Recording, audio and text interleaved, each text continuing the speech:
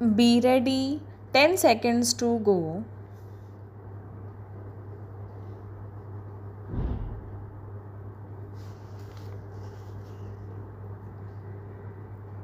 Start.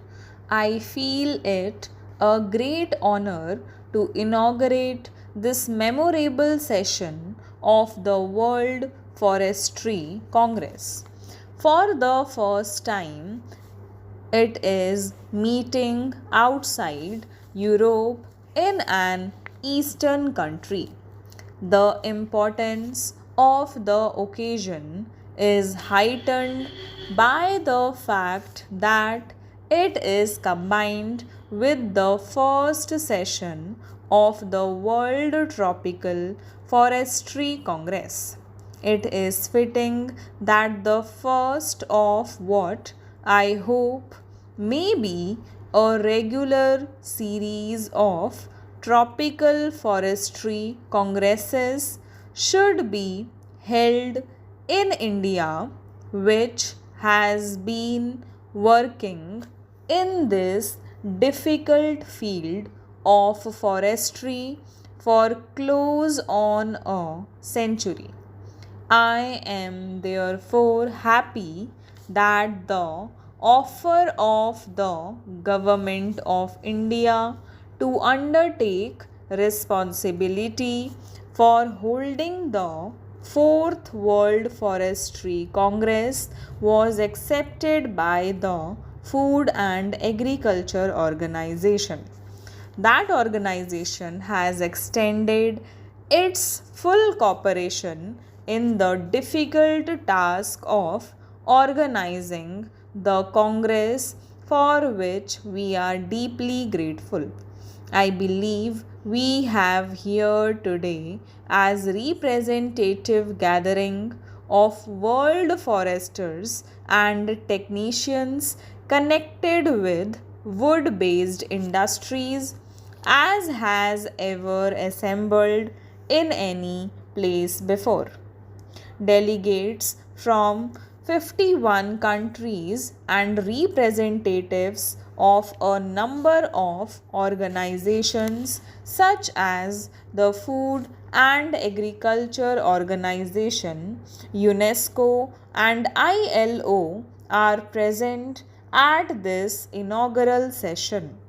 It is a matter of gratification that even countries which are not members of the FAO have considered the Congress important enough to send strong delegations to participate in its discussions.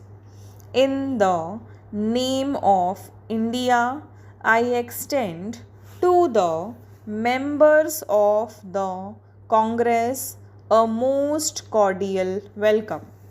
Many of them have taken part in the excursions which were organized in the different parts of the country.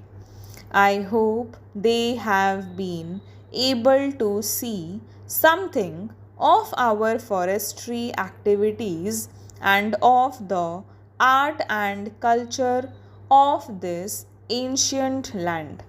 It is appropriate, I think, that the Congress meets at Dehradun, which is universally recognized as the headquarters of Indian forestry. The Forest Research Institute, in whose convocation hall we are assembled today, is one of the oldest institutions of research and education in the country, dating back as it does to 1878, when it started as a modest school for training forest rangers.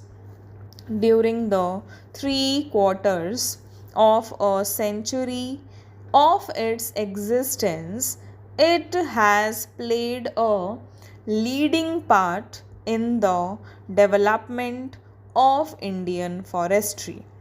I believe its work is not unknown in international forestry circles for the betterment of a forestry infrastructure. I observe that the Congress has a comprehensive agenda before it, and I note with satisfaction that tropical forestry figures prominently in it. The discussions will no doubt be a technical nature, but if the recommendations which emerge from the discussions are to be fruitful, they must inevitably take note of administrative, budgetary, and social considerations. Forestry is not an end in itself.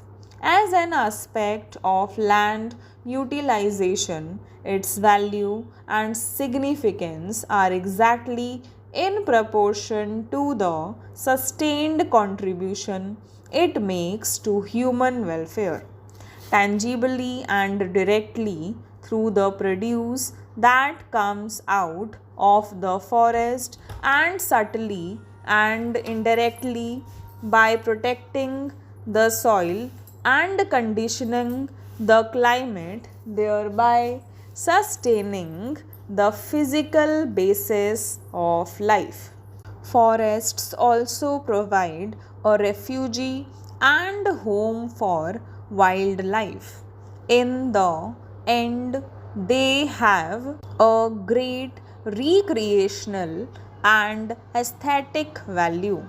In India, the forests are closely bound up with our religious and spiritual heritage.